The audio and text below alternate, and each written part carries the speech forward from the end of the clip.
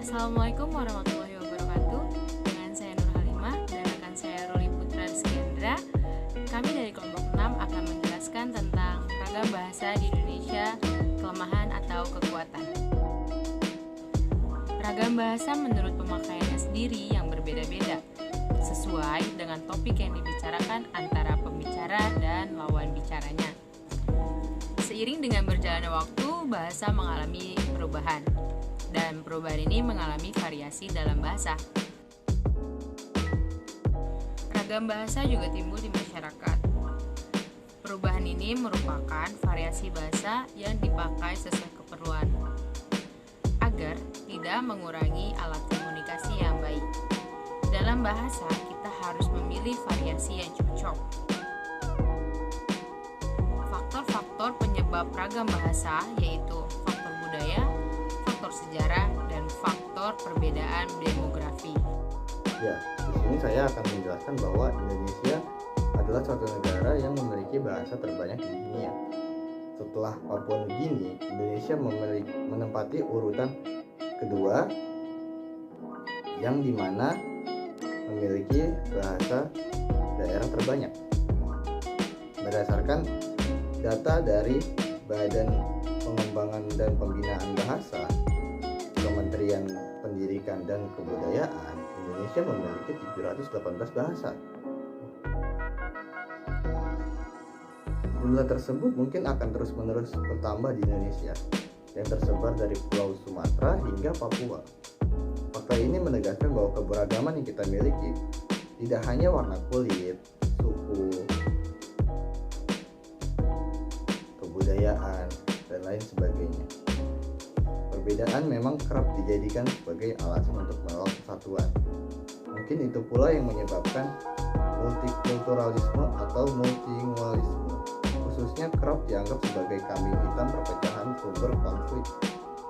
Di beberapa negara seperti India, Pakistan, Turki, dan Spanyol, dan belahan dunia lainnya, banyak konflik yang terjadi karena perbedaan bahasa atau kebudayaan, padahal perbedaan tersebut masih ada di dalam suatu negara. Beruntunglah hal tersebut tidak terjadi di Indonesia, karena kita memiliki bahasa persatuan, yaitu bahasa Indonesia. Bahasa Indonesia secara resmi telah menegaskan dirinya sebagai bahasa pemersatu bangsa sejak tahun 1928, di mana identitasnya terbentuk dari Sumpah Pemuda.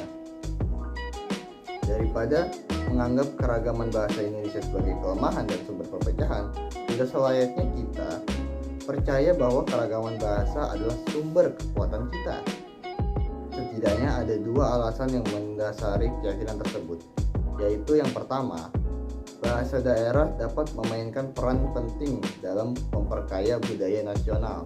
Yang jelas, jadi kita harus bangga. Lalu yang kedua,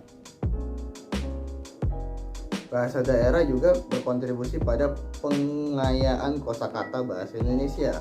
Hal tersebut penting, yaitu untuk memperkokoh eksistensi bahasa nasional kita melalui perluasan daya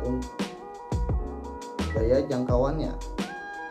Sejauh ini terdapat sekitar 70 bahasa lokal yang telah berkontribusi pada penambahan 3.592 entry dalam Kamus Bahasa Indonesia. Dengan melihat kenyataan tersebut, sudah sepatutnya kita memandang bahwa realitas multilingual yang kita punya adalah harta yang tak ternilai. Harga yang tak ternilai ini kita menawarkan kekuatan dan potensial bagi bangsa kita di masa yang akan datang. Bahasa membantu kita melihat dan memahami dunia. Memahami lebih banyak bahasa berarti kita lebih banyak perspektif dalam memandang dunia.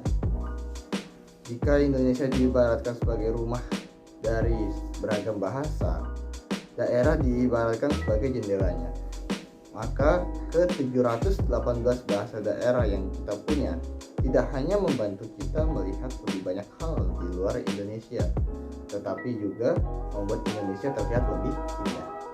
Sekian presentasi dari kami, kurang lebihnya mohon maaf. Wassalamualaikum warahmatullahi wabarakatuh. wabarakatuh.